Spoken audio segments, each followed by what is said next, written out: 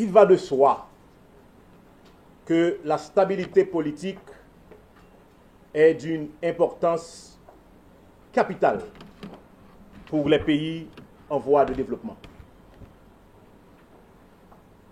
À l'inverse, l'instabilité politique constitue une gangrène pour la santé économique de ces pays en ayant des effets néfastes sur les activités économiques, favorisant par ricochet une aggravation de la précarité sociale, touchant notamment les ménages à faible revenu. Me référant à l'analyse qui précède, je lance un cri d'alarme à l'endroit des politiques de ce pays pour qu'ils cessent d'agir en omettant qu'il existe entre la politique, l'économie et le social une relation de cause à effet.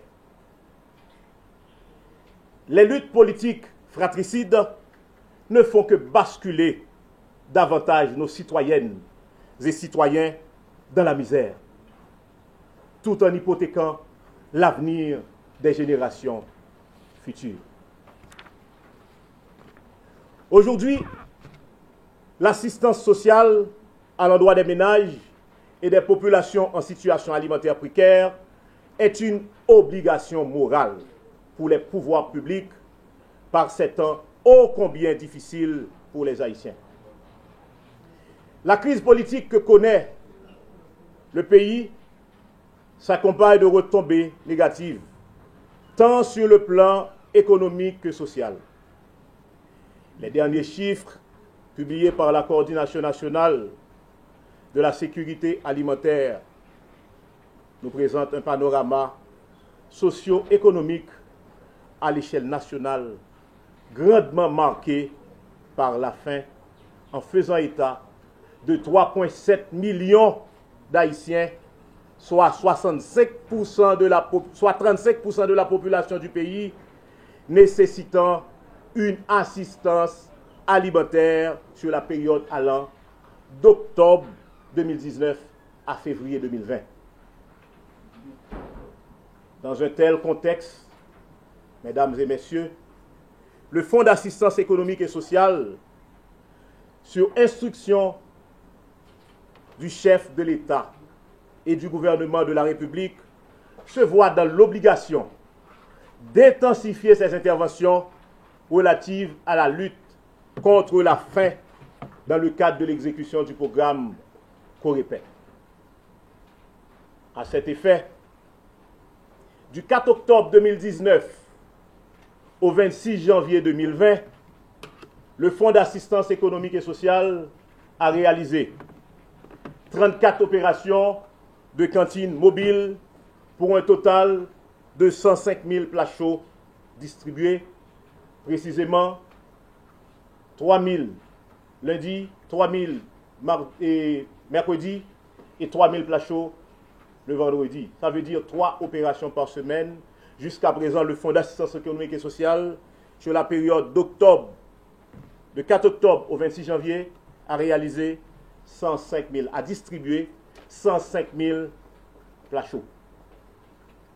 Près d'une centaine de missions de distribution de kits alimentaires. Toujours pour la même période, le Fonds d'assistance économique et sociale a touché 365 577 bénéficiaires directs. Est un don de 2200 tonnes de riz. Et la matérialisation de cette donation s'est faite par l'arrivée au port de Port-au-Prince de 110 conteneurs entre le 26 décembre dernier et le 7 janvier 2020. Suite à l'accomplissement des formalités de dédouanement, cette cérémonie est organisée ce matin pour les remercier solennellement pour ce geste de solidarité à l'endroit de la nation tout entière. Au regard des besoins à satisfaire, cet appui en nature de la République de Chine-Taïwan tombe à point nommé et nous fait penser à l'adage suivant: c'est dans l'adversité qu'on reconnaît les vrais amis. La solidarité internationale nous porte à croire en un avenir meilleur pour tous les peuples du monde, vu qu'elle contribue à relever un ensemble de défis relatifs aux conditions de vie de l'homme à l'échelle planétaire. Oui, aujourd'hui, plus que jamais, notre pays a besoin du support de l'international pour adresser et résoudre les défis structurels et conjoncturels qui retardent son développement. Oui, c'est important, je dois reprendre. Aujourd'hui, plus que jamais, notre pays a besoin du support de l'international pour adresser et résoudre les défis structurels et conjoncturels qui retardent son développement. Également et surtout, toujours dans la même dynamique, il convient pour tous les Haïtiens de s'unir et de s'asseoir autour d'une même table afin de permettre au pays de retrouver un souffle et de connaître des jours plus cléments. L'aide sociale aux ménages en situation de précarité alimentaire est un devoir moral. La faim ne doit pas emporter des vies en Haïti ou ailleurs, parce que c'est un besoin fondamental. Trouver à manger, c'est un besoin fondamental. Donc la faim ne doit pas emporter, tant en Haïti qu'ailleurs, la faim ne doit pas emporter des vies humaines. Par mon organe, le peuple haïtien remercie le peuple taïwanais pour son support indéfectible dans les moments difficiles. Et au nom du chef de l'État, M. Jovenel Moïse, et en mon nom propre, je réitère mes remerciements à l'endroit de la République de Chine-Taïwan pour son soutien à l'implémentation du programme Coréper. Avec ce ton de 2200 tonnes de riz, tant un premier arrivage de Cassandone a été largement couvert par les médias il y a une dizaine de jours. Je voudrais surtout souligner, dans cette conjoncture économique mondiale difficile que traverse la République d'Haïti, le bel esprit de solidarité du gouvernement taïwanais a anticipé une augmentation de son aide alimentaire pour aider le gouvernement haïtien à répondre aux besoins humanitaires les plus pressants de couches les plus défavorisées de la population haïtienne. Je suis donc heureux de vous confirmer que les 2200 tonnes de riz sont arrivées à bon port. Le FAES est en train de faire le nécessaire pour leur entreposage et leur distribution aux familles haïtiennes les plus démunies. Le gouvernement taïwanais vient donc compléter avec ce dernier arrivage la livraison de 2200 tonnes de riz d'une valeur estimative de 9 200 000 $ américains, inscrit au titre de l'aide alimentaire taïwanaise à la République d'Haïti pour l'année 2019. Nous avons aussi remis directement au gouvernement haïtien 3 000 tonnes et 6 200 tonnes ont été distribuées à travers les organisations non gouvernementales œuvrant en Haïti, telles que le Food for the Poor et la Fondation de Tchutchi. Cependant, à un moment où la question de la sécurité alimentaire est au cœur des débats internationaux, nous savons que la lutte de l'insécurité alimentaire qui a pris une grande ampleur ces derniers mois en Haïti est un défi à relever.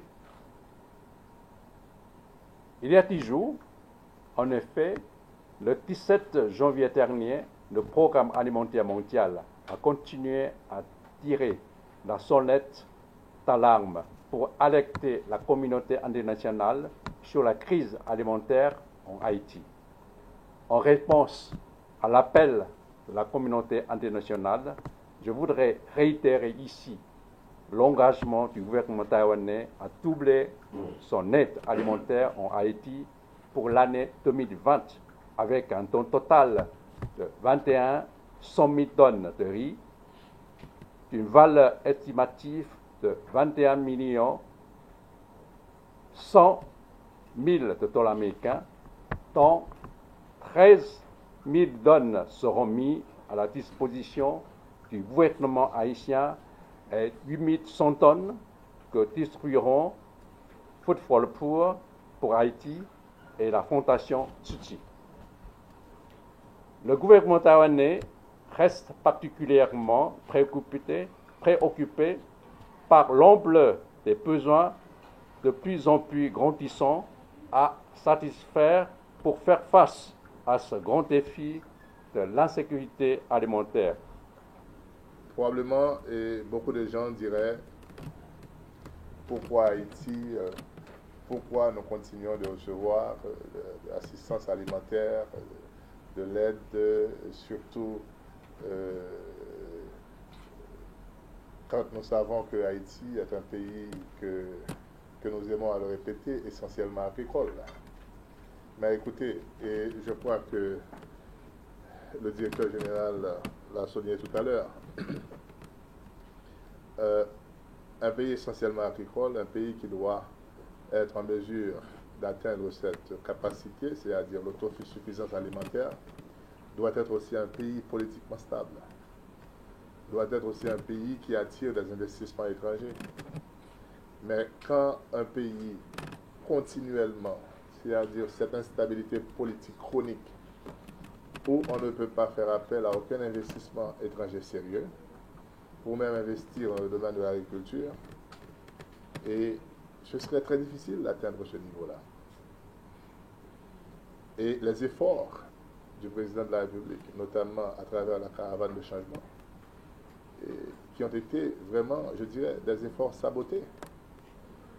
Et je crois que, en dépit de tout, le président a continué à déployer ses efforts pour voir comment on pourrait atteindre ce niveau, notamment à travers aussi Taïwan, les différents centres semenciers, dont un a été inauguré il y a de cela une semaine dans le nord-est. Et avec ce centre semencier, cela va permettre aux agriculteurs, aux producteurs de riz, à faire un bond quand même vers l'avant. Et aussi, l'un des derniers nés, je dirais, c'est la réactivation de la banque de crédit agricole qui a été faite par le chef de l'État. Je pense qu'avec cette banque, on va pouvoir donner beaucoup plus d'accès au crédit à ces agriculteurs, à ces planteurs, et ceux qui sont intéressés dans le domaine de l'agriculture pourront certainement en bénéficier. Et si on se réfère même à une étude de la Banque centrale qui a montré qu'il y a beaucoup de filières, et si dans cette filière il y a des investisseurs, il y a des jeunes qui souhaitent investir, des gens qui souhaitent investir dans ce domaine, il faut